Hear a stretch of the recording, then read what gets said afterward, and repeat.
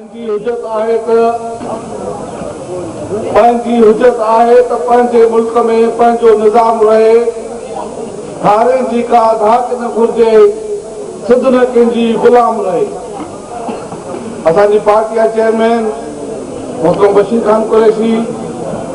Stage ते वेठल मौजूद साथियो, पंजाब में वेठल दोस्तो भाइरो, GS रुदेश, GS ऐं GM से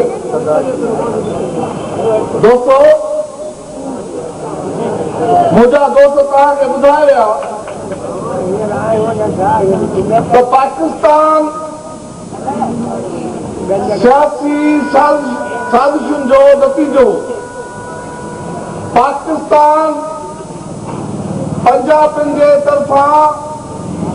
अंग्रेज़नि जी चमचागिरी ऐं गुलामी ऐं नौकरी करण जे करे अंग्रेज़नि पंजाब खे तोहफ़े में ॾिनो। पाकिस्तान जो हिकिड़ो वज़ीर आज़म जेको 15 महीना वज़ीर आज़म रहियो,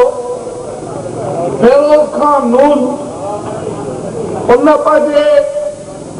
किताब चशमदीद में लिखियो आहे, लिखे थो त छाजी मुस्लिम लीग, छाजी मुस्लिम लीग, छाजा मुस्लमान,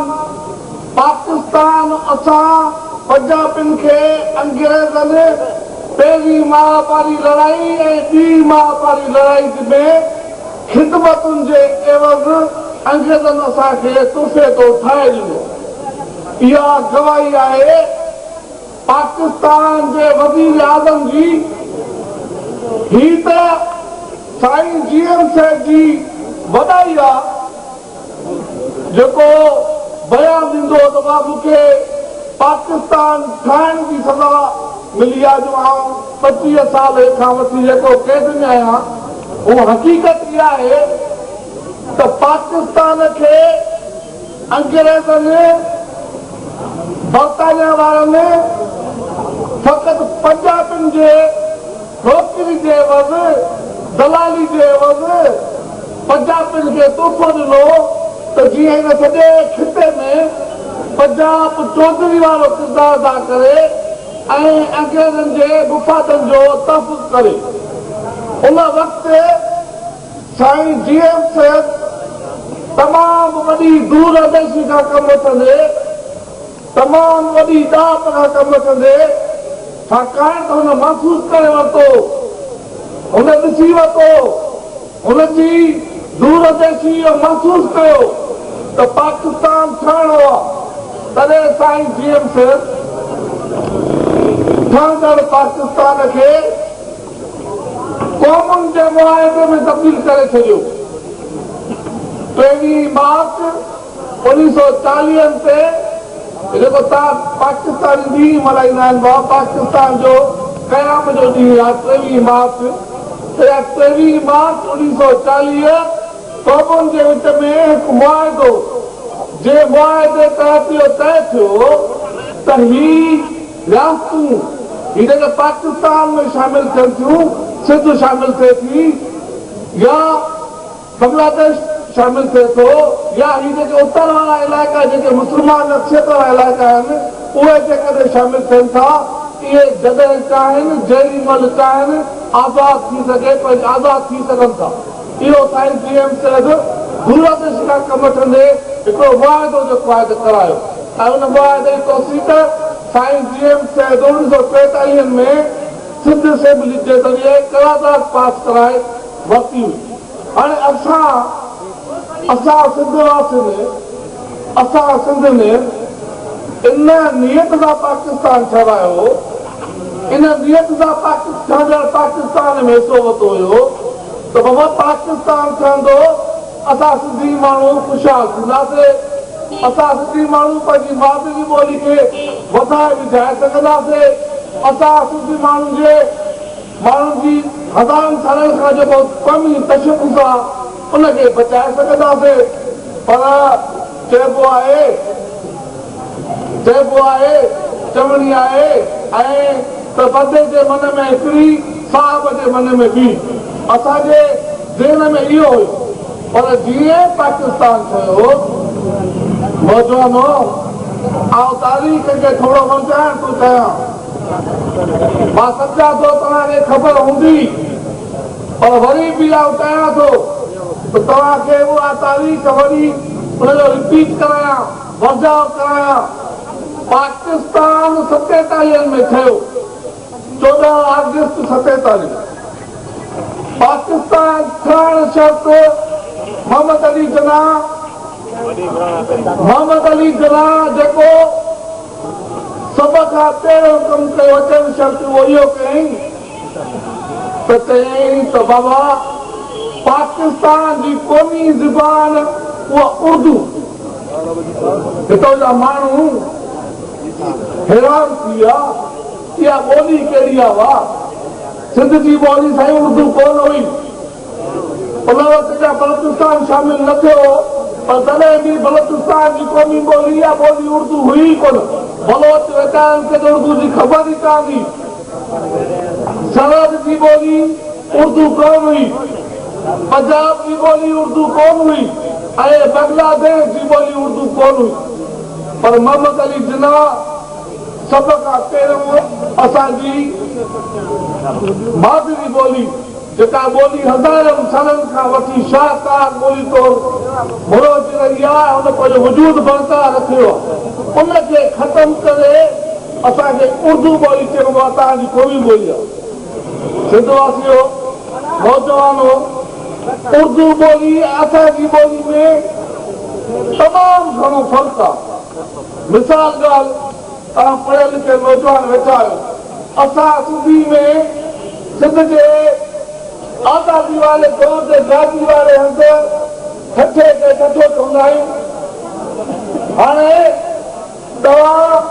इंसाफ़ कयो इहो ठठो जॾहिं सिंधी में चऊं था तॾहिं उर्दू में चइजे त कीअं लफ़्ज़ ठही पवंदो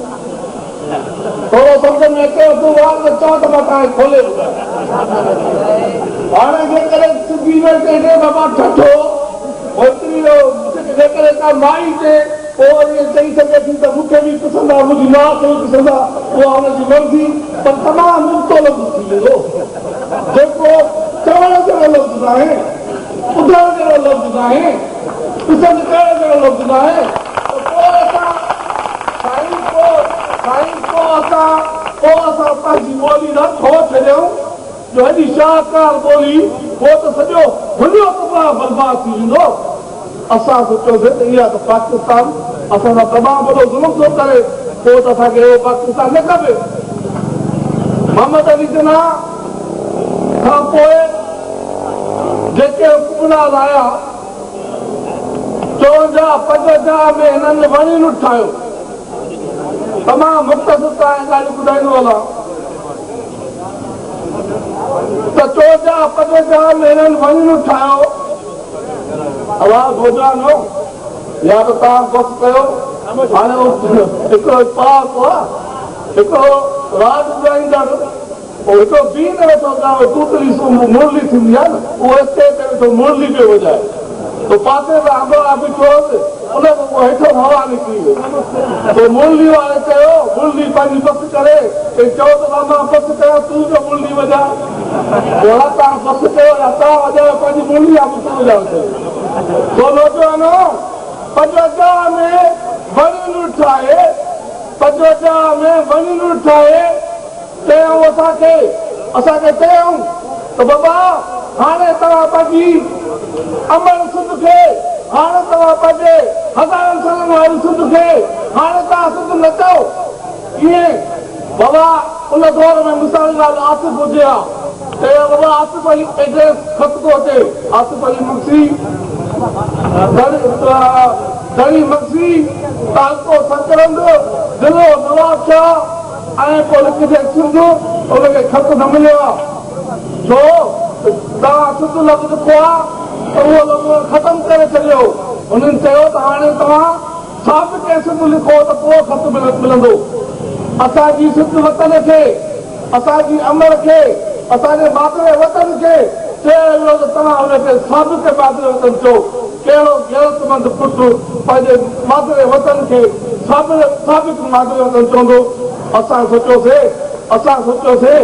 हाणे बाबा अहिड़ो पाकिस्तान जेको असांजे वतन खे चए उनखे साबित कयो,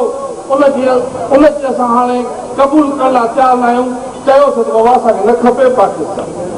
साईं इहे ॿ शयूं थियूं। असां वरी बि चयोसीं मन न मन पंजाबी सुधरी पए, मन न मन पंजाबियुनि खे अलाह हया गैरत ॾे त जीअं जेको पाकिस्तान ठहियो आहे इहो मन ठही पए, हली पए ऐं असां सिंधी जेको आहे सुख जो साह खणी सघूं। पर पंजाबी सिंधी में चइबो आहे न त उहा कुते जे पुछ खे नर में विझिबो आहे, 6 महीना विझेसि तॾहिं सिधो न थींदो, वरी 6 महीना ॿिया विझोसि नर चिबो थी वियो, कुते जो पुछ सिधो न थियो। पंजाबी कुते जो उहो पुछ साबित थियो, पंजाबी कुते जो पुछ साबित थियो, पाण सिधो न थियो। इहो नर जेको आहे चिबो थी वियो, पाकिस्तान जेको आहे उहो चिबो थी वियो ऐं असां सिंधी माण्हू चयोसीं अहिड़ो पाकिस्तान असांखे न कयूं। ऐं असांजा ज़ुल्म पाकिस्तान ठहण शर्त, पाकिस्तान ठहण शर्त असांजा ज़ुल्म थींदा विया। 25 लख एकड़ केॾा भला प्यारा वणंदड़ जेको आहे दीवान असांजा भाइर आहिनि,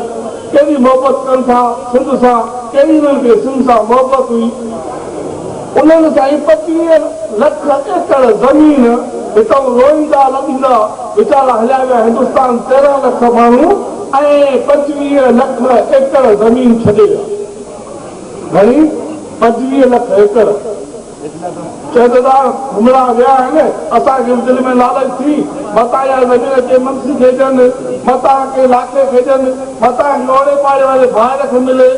पर हिननि पाकिस्तानियुनि छा कयो, हिननि पाकिस्तानियुनि पंजाबियुनि छा कयो जो 25 लख ज़मीन जेका आहे असांजी एकड़ 25 लख एकड़ ज़मीन उहा साईं असांजी ज़मीन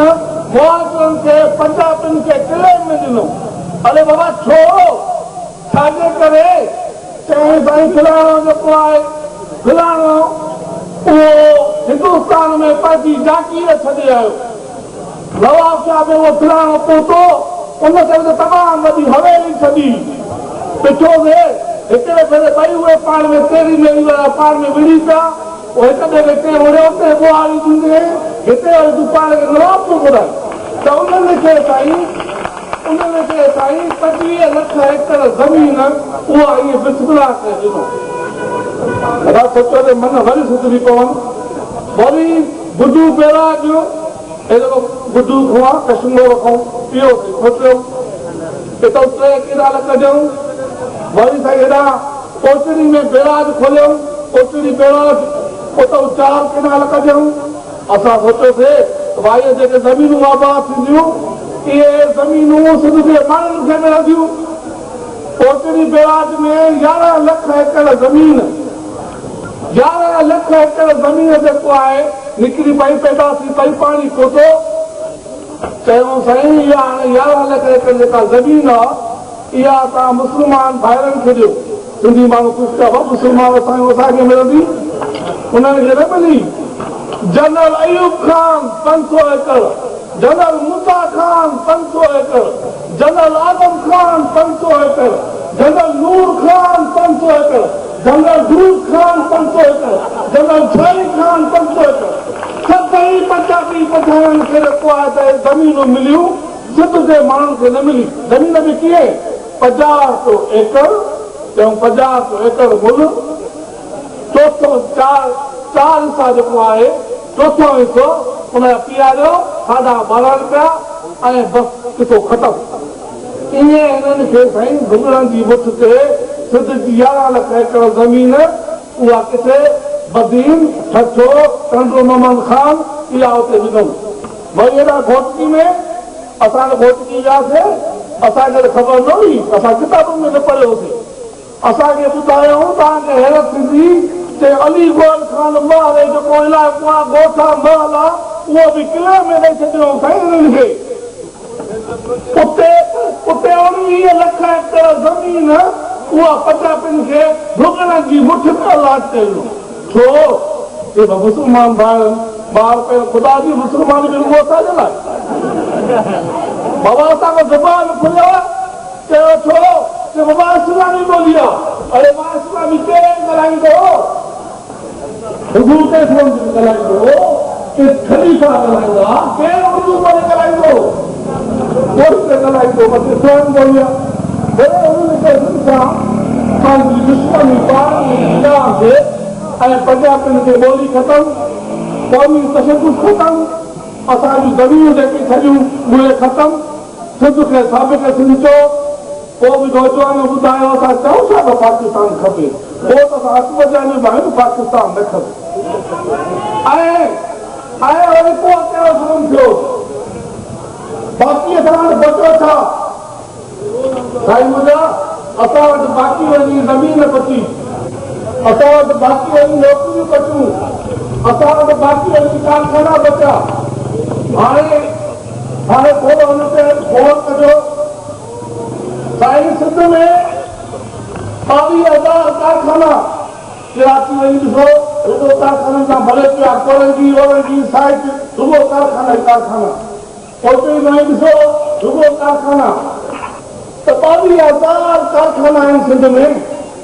22,000 कारखाना में कोन्हे जेको तव्हां ओसे पासे में सारियुनि छहनि जा कारखाना इहे न या ओसे पासे जेको फुटियुनि जा बि हूंदा उहे बि न तमामु वॾा कारखाना 22,000 कारखाना आहिनि तंहिंमें सिंधियुनि जा 400-500 मथे हाणे उहे मालिक कीअं थिया इन्हनि खे भला पंजाबियुनि जो कुदरत जो मथां आसमान फाड़े ॾिनो या उते पंजाब में सोन पैदा थींदो आहे उन करे हुननि पैसा खणी अची जेको आहे कारखाना ईअं छो था न साईं तव्हांखे मिसाल ॾियां ईअं न थियो ऐं चौधरी शुजात हुसैन नौजवान तव्हां ॾिठो आहे चौधरी शुजात हुसैन राति जो चावल जो सुम्हो पवंदो आहे हिन चौधरी शुजात हुसैन जे पीउ जो नालो ज़हूर इलाही उहो साईं पुलिस में जमादार हो उसे पासे में के जमादार ॾिठो हुजे पुछियोसि हुनजी सूरत ई न थींदी ॾिठे साईं पटे सटे न त उहो जमादार हुओ ऐं 1400 रुपया रिश्वत वरिती उन रिश्वत वठण जे करे हुनखे लाहे छॾियो पर करप्शन में सस्ते हाणे साईं उनखे 14 वॾा कारखाना आहिनि शुगर मिलनि ठाहिण जा कारखाना कपिड़नि ठाहिण जा कारखाना टेक्सटाइल मिलूं उहो कीअं अथऊं सिंध जे बैंकुनि मां कर्ज़ खणी कारखाने हणण लाइ कर्ज़ खणी ऐं पोइ त थोरी घणी 2,000 आहे दुकान खे हिकु टाकियो साड़ाए चङो भाउ मिलनि खे बायूं लॻी वयूं उहो कर्ज़ माफ़ उहे कर्ज़ हुननि ते माफ़ थी विया कीअं हिननि सिंध में कारखाना ठाहिया चवंदा विया असां चयोसीं कारखाना ते विया मन न मन असांखे नौकरी मिले अदा असांखे टेक्सटाइल मिल में नौकरी ॾियो असांखे स्टील मिल में नौकरी ॾियो असांखे शुगर मिल में नौकरी ॾियो असांखे शीशे ठाहिण वारे कारखाने में नौकरी ॾियो असांखे दवा उठाइण वारे कारखाने में नौकरी ॾियो अहिड़ा सिंधी माण्हू तव्हां जट आहियो तव्हांखे ईंदो कुझु कोन्हे तंहिंजे करे असां ताड़ी वॼाइणी कहिड़ी ॻाल्हि आहे जट आहियो ताड़ी था वॼाइण काॾे वञो बहरहाल चऊं तव्हां जट आहियो नौकरी कोन्हे असां सिंधी अची फाथासीं नौकरी कोन्हे ठीकु आहे बाक़ी तव्हां असांखे कुझु न ईंदो हुजे अलाह चुटने में बीठासीं उन साईं कारखाने में इतफ़ाक़ नंढड़ी मस्जिद बि ठाराई न हिकु कारखाने नंढड़ी मस्जिद उते जेको मुल्लो जेको आहे हुनमें मुल्ले खे जेका नौकरी ॾिनी उहो मुल्लो जो ॾिसूं त गुजरावाला जो पोइ ॿार पहिरियों ख़ुदा जी असांखे आज़ाद बि न ईंदी आहे सिंध जे माण्हुनि खे आज़ाद त ईंदी आहे हल टेक्निकल न हुजनि आज़ाद त पाण खे मिले सॼे अची ईंदी आहे उहा नौकरी बि असांजे लाइ बंदि नौकरी बि असांजी हड़प करे आहे साईं बाक़ी कुदरत ॿ शयूं थियूं हिकिड़ी थी वेंदी ज़मीन हाणे ज़मीन में 35 लख एकड़ 11 लख होॾाऊं हेॾो असां 19 लख एकड़ इहे तक़रीबन 35 लख एकड़ पंजाबियुनि जे हवाले बाक़ी ज़मीन जे हेठां ओचितो कुदरत सिंधियुनि ते वरी महिरबानी थी अलाह साईं चयो वाह घबरायो न तव्हांखे मां वरी बि हुजां थो वाह वाह साईं सॼी सिंध 57,131 चौरस मेल सिंध जी पखेड़ आहे 5 5000 चौरस मील ते जाबलू इलाइक़ो सखर छॾालकोट खां शुरू थिए कराची ताईं फटे खां ऐं वरी पीर पटेल पहाड़नि ताईं हेॾा सखर खां वठी रोही खां वठी शादी शहीद ताईं ऐं घर में कान जो जबल इहे सॼियूं टकरियूं मिलाए अचनि त साईं 5000 चौरस मील असां कुदरत चयो सिंधियुनि सां वॾो ज़ुल्म आहे इनखे कुझु न कुझु ॾियूं साईं इन खीरथल जबल में जोही शहर ऐं झांगारा बाज़ार जे विच ते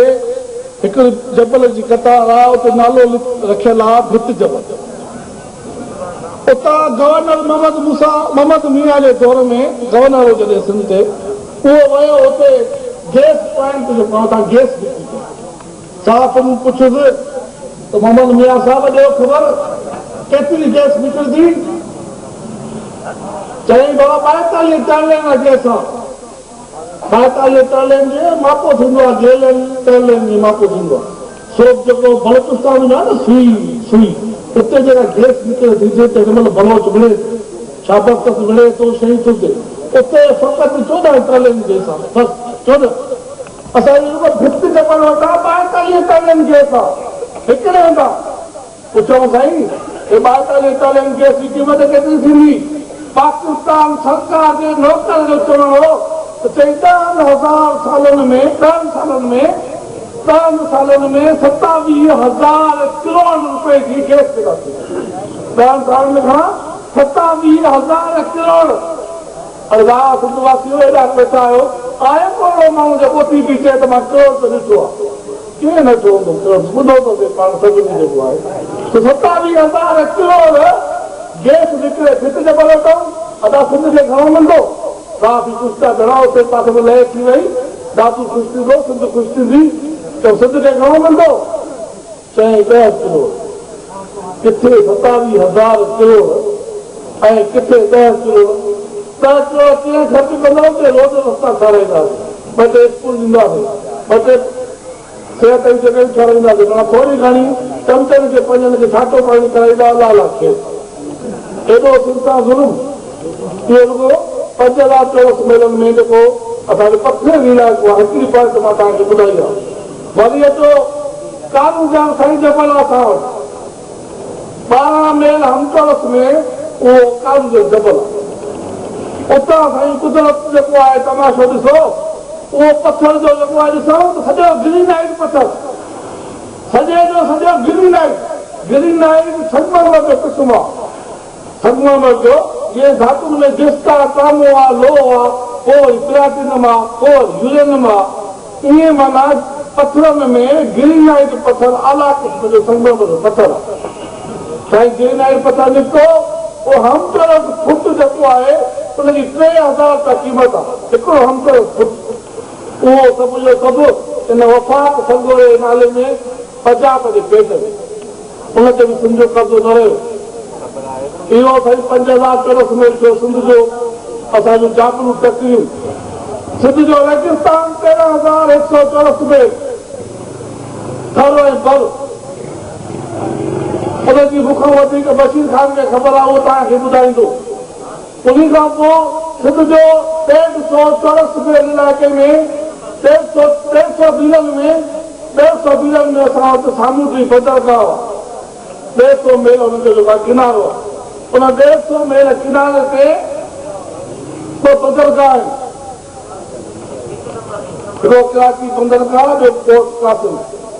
साईं GM साहिब पंहिंजे किताब में लिखी आहे त सिंध आज़ाद थींदी त पोर्ट कासिम जे बजाए पोर्ट दार नालो रखंदासीं ऐं राजा दार जो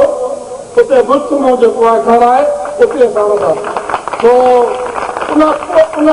पोर्ट में माण्हू 18 अरब रुपया तव्हांखे ॿुधायां कीअं ज़ुल्म थो थिए साईं सामूंडी बंदरगाह किनारो सिंध में सामान लहे पैक थिए बग़ैर बसूं जे ख़ुश्क बंदर जेको आहे तव्हां ॿुधायो था ख़ुश्क बंदर फैसलाबाद में सियालकोट में लाहौर में माना टैक्स जेका उगाड़ी थिए उहो पंजाब ते ख़ुश्क बंदर ठहियल आहे टैक्स उगाड़ी करे पंजाब 1800 अरब रुपया टैक्स थींदी आहे बंदरगाह तां उहो सभु जो सभु इन वफ़ाक़ में पंजाब ऐं पाकिस्तान जे नाले में पंजाब जे पेट में असांजो इहो ॾेढ जेको आहे त मेलनि में सामुंडी किनारो ऐं 34,500 मेलनि में असां वटि ज़राई ज़मीन आहे उन ज़राई ज़मीन मां बि जेको आहे तेल निकिरणु शुरू थी वियो सांगड़ में ॿोबी जेको आहे गैस थींदा तेल आहे सजोड़ में OGPCL गैस निकिती आहे तमामु वॾी 1000 अरब रुपया भौतिकी में 3 हिकिड़ो माड़ी गैस फील्ड ॿियो कादरपुर गैस फील्ड ऐं हिकिड़ो इंडिया जे बाज़ार तलो नाले गैस कंपनी आहे उहा गैस कढंदी आहे माड़ी मां 150 अरब रुपया साईं 150 अरब रुपया साल में निकिरे कादरपुर मां 4 किलो जी रोज़ानो गैस निकिरे तलो आज के कढनि उहो 2 किलो जी रोज़ानो गैस कढनि ऐं सभ खां वधीक ग़रीब ज़िलो भौतिकी उहो पंजाब जे हवाले हाणे तव्हां ॿुधायो लोग असांजी ज़बान वई क़ौमी तशद्दुद ख़तमु असांजो ख़तमु करण जी कोशिशि था कनि असांजी ज़मीनूं जेका खणी आहे असांजा पैदावार जा वसीला खणी आहे ॿियो त थियो पर साईं हाणे सिंध हाई कोर्ट आहे न इन जो नालो सिंध हाई कोर्ट इन में 14 जज आहिनि कुल 14 जजनि मां हिन महिल 11 जज सिधी न आहिनि 3 जज फ़क़ति सिधी अरे बा छो त तव्हांखे फ़ैसिलो करणु ईंदो आहे अरे बा असां सिंधी माण्हुनि में ॾाढो शानदार नसीब कयोसि एॾो पढ़ियल बि न हो पर हुनजा फ़ैसिला अनपढ़ हुअण जे बावजूद बि सॼी दुनिया में मशहूरु आहे अञा कीअं सिंध जे माण्हुनि खे फ़ैसिलो करणु थो अचे नौकिरी न आहे ॿियो कुझु कोन्हे ॿुधो न करे पंजाब हाई कोर्ट जो जज को सिंधी थियो हुजे ॿुधायो हिकिड़ो बि न थियो अॼु कीअं थियो त ईअं असां सां ज़ुल्म थींदो रहियो पोइ असांजो नौजवान था छो चए त पाकिस्तान खपे उन करे असां चऊं था त असांखे पाकिस्तान न खपे हा न खपे वरी थियो पाकिस्तान न खपे इहो त असां चयोसीं इहे ज़ुल्म त असां थिया साईं वरी हाणे वरी नवां ज़ुल्म थियणु शुरू थिया आहिनि ख़बर अथव कहिड़ा साईं शाही सैद साहिब पठाणा पेशावर खां हले वात में नसवार रचण जा मुताबिक़ सिंध जो नौजवान पंहिंजी मौत जेको आहे उहा पाकिस्तान जे बदिरां सिंध सां बाबति करे अचाइण जो मुताबिक़ इन करे असांखे लिखण जी परवाह कोन्हे असांखे असेंबली मेंबर जी परवाह कोन्हे असांखे सिंध वतन जी परवाह आहे असांखे सिंध वतन जी परवाह आहे तव्हां अचो त कोन ताईं असांजो जेको ई मसूर साहिब उन वीचारे पंहिंजी ज़िंदगी में पहिरियों दफ़ो सुठो कमु कयो नंढो कमु पियो कयो हिकु नहीं त बाबा असेंबली मेंबर आहे उहा सिंध न विराइजे सिंध खे न विरायो हिकु न ॾिसजे मदार जो केरु कुझु पुछे अरे मां आयो अथव जेको आहे थूम अथव हिमत अथव हुकुमरान खां ॾकनि था हुकुमरान खां बाबा ॾकनि था कीअं था हिननि खे हर सूरत में असेंबली जी मेंबरी खपे ऐं पैसो थोरो खपे ऐं उतारी थो न परवेज़ मुशर्रफ दौर में परवेज़ मुशर्रफ कानून पास करे असेंबली मेंबर उहो थी सघे थो जेको ग्रेजुएट हुजे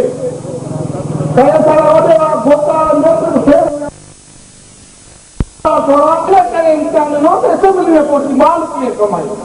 ऐं भरत कीअं कयो ऐं बसि ऐं जेकॾहिं परवेज़ हिम्मत करे चवनि हा न त बाबा औरतुनि जे हक़नि जो तहफ़ुज़ करण लाइ ज़रूरी आहे त हिक खां वधीक जीअं वॾेरे खे असेंबली मेंबर उमेदवार खे शादियूं आहिनि त उहे जेको बीहण जा न आहिनि त इहे वॾेरा सभु जेको पासे ते शादी कनि पंहिंजे ॿियनि ॻाल्हियुनि खे छॾे ॾियनि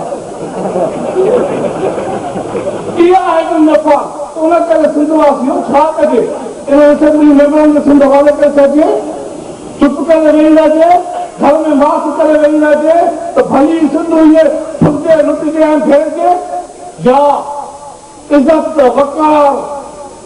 ऐं दिलेरी हिमत मर्दानगी सां सिधो सां ऐलान कजे सिंध जा मालिक असां आहियूं असां हिकु वतन आहियूं असां हिकु क़ौम आहियूं ऐं आज़ादीअ सां हक़ ऐलान वठंदासीं ये वही बतरी कर उन करे बशीर खान जो सुप्रीम कोर्ट के चेयरमैन उनकी पार्टी उन ऐलान कयो हाणे घर में भितियुनि में रोडनि रस्तनि ते होटलुनि ते कचहरी कंदे राशन आज़ाद हाणे न थींदी या सिंध बची न सघंदी सिंध आज़ाद तॾहिं थींदी जॾहिं तमामु भलो जलसो आलीशान जलसो जेको आहे असांजे दोस्त आसलो महिनत करे ॿियनि दोस्तनि महिनत करे तमामु सुठा दोस्त जेको आहे त गॾु थिया आहिनि माण्हू पाण बि सिंध जी मोहबत ख़ातिर ॿुधण आया आहिनि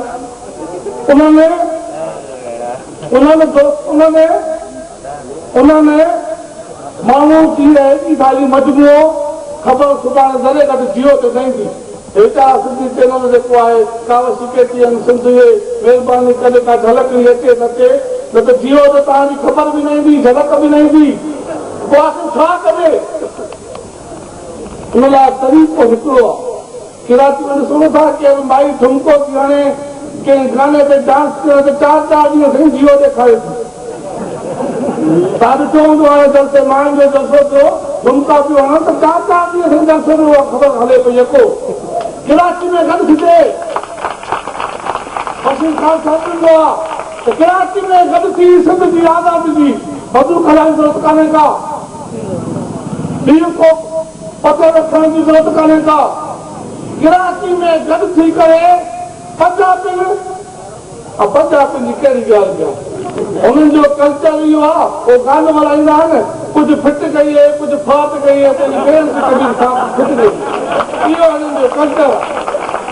आहे ऐं असांजो कल्चर असांजी तारीख़ असांजी रवायत असांजी औरत केॾी बहादुरी आहे जो अची ई न मालूम रीत जो सेण मटाइण छो नथो असां माना सोन ॾिसी पंहिंजा सेण पंहिंजा माइट पंहिंजो वतन जेको आहे मटाईंदा न आहियूं हुते पैसा उचल हिकु तमाशा इहा आहे हुननि जी तारीख़ इन्हनि जी तारीख़ तमामु घणी बदनाम रही आहे इहे बहादुर कोन्हनि आज़ाद कोन्हनि भली एटम बम हुजनि भली जीतरी हथ में हुजनि इन्हनि सां डिॼण जी हिचजण जी का ज़रूरत कान्हे का हाणे ज़रूरत इन ॻाल्हि जी आहे त पंहिंजी मोहबत सिंध सां लागू करे वतन जी आज़ादी जी घुर कयो ऐं मां हिन जलसे जी मार्फत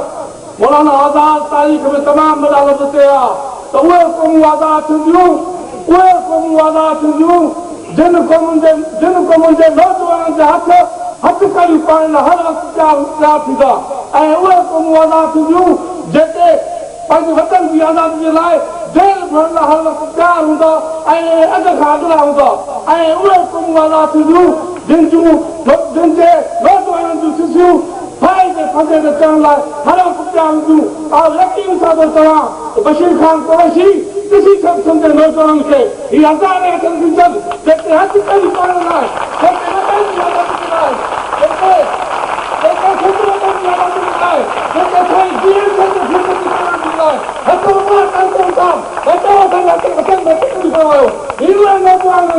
सिंध माण्हू जाॻी चुको आहे ऐं चवण लाइ तयार ऐं चए थो त भली असांजी राह रोकण लाइ तव्हां भली जेल जेको आहे ख़ाली कराए जेल भरियो तव्हांजे जेल में जॻह खुटी हूंदी पर असांजी जेल में भरण वारी कतार कोन खुटंदी तव्हां भली जेको आहे जेल जा खाता सुधायो तव्हां भली जेल जा खाता सुधायो तव्हांजा भाई जा रसा खुटी ईंदा असांजी खुशी कोन खुटंदियूं इहो सुठो नौजवान कड़क खणी जाॻी पियो आहे ऐं पक सां 23 तारीख़ ते 23 तारीख़ छो रखी आहे बशीर खान ॿी का तारीख़ बि रखी सघे पियो ॿियो ॿधी बि करे सघे पियो 23 तारीख़ हिन करे रखी सघे त 23 तारीख़ चवंदा आहिनि पाकिस्तान जे सभिनी माण्हुनि जे घुर करण जी ॾींहुं आहे इन करे असां सॼी दुनिया खे ॿुधाईंदासीं त घुर करण जो ॾींहुं उहो मादी जो किसो बणी चुको हाणे असां सिंध जे आज़ादी जी घुर जो इहो ॾींहुं करे मल्हाईंदासीं इन करे असां 23 तारीख़ जेको आहे 23 मार्च जेको आहे हिन करे रखियो आहे ऐं मूंखे पक आहे त सिंध जा ही सभु नौजवान बुज़ुर्ग पोड़ो ॿार जेको सॼी पंहिंजी सिंध खे जेको पंहिंजी मादरी वतन खे अमा सम्झे थो उहो अमा जेका असांखे वर करे पुकारे ईअं थी चए त मुंहिंजो पुटु उहो जंहिंजी छातीअ मंझि छुरा धन न बख़्शिया हुनखे जेको कोन विढ़ियो घायल न आहे जो मूंखे मार न सघे थो। अॼु सिंध जो नौजवान जागी पियो आहे ऐं यकीनी तौर ते सिंध आज़ादी मां ईंदी